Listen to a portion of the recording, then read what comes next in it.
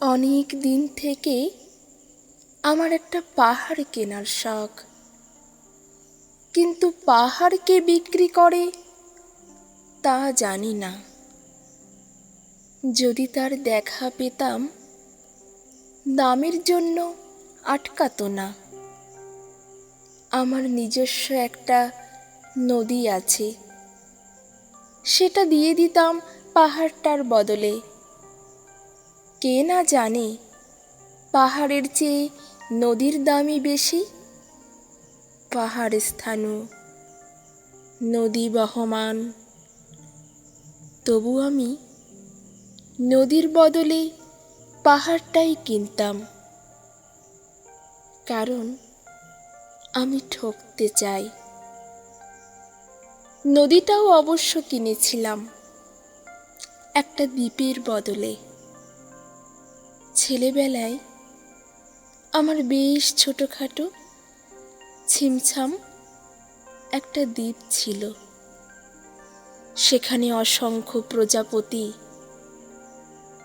শৈশবে দ্বীপটি ছিল আমার বড় প্রিয়।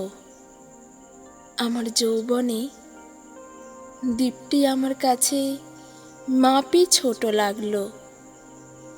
প্রবহমান ছিপছিপে তন্বী নদীটি বেশ পছন্দ হলো আমার। বন্ধুরা বলল, ওইটুকু একটা দ্বীপের বিনিময়ে এত বড় একটা নদী পেয়েছিস, খুব জিতেছিস তো মায়েরি। তখন জয়ের আনন্দে আমি বিহ্বল হতাম। তখন সত্যিই আমি ভালোবাসতাম নদীটিকে। নদী আমার অনেক প্রশ্নের উত্তর দিত। যেমন, বলো তো আজ সন্ধেবেলা বৃষ্টি হবে কি না? সে বলতো, আজ এখানে দক্ষিণ গরম হাওয়া, শুধু একটি ছোট্ট দ্বীপে বৃষ্টি।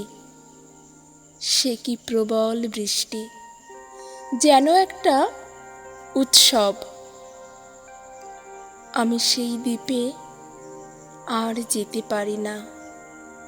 সে জানতো, সবাই জানে, শৈশবে আর ফেরা যায় না। এখন আমি একটা পাহাড় কিনতে চাই। সেই পাহাড়ের পায়ের কাছে থাকবে গহন অরণ্য।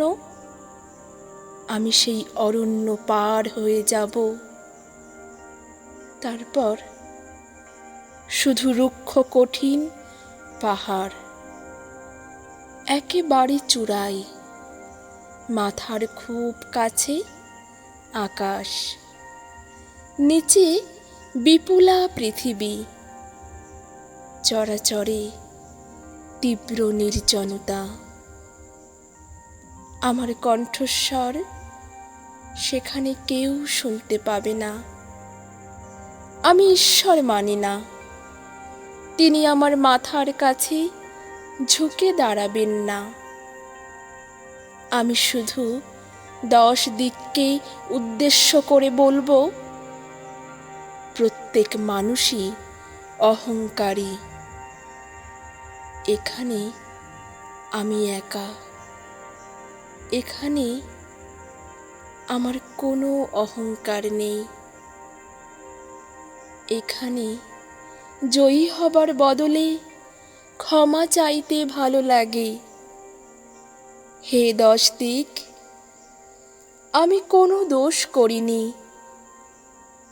আমাকে ক্ষমা করো।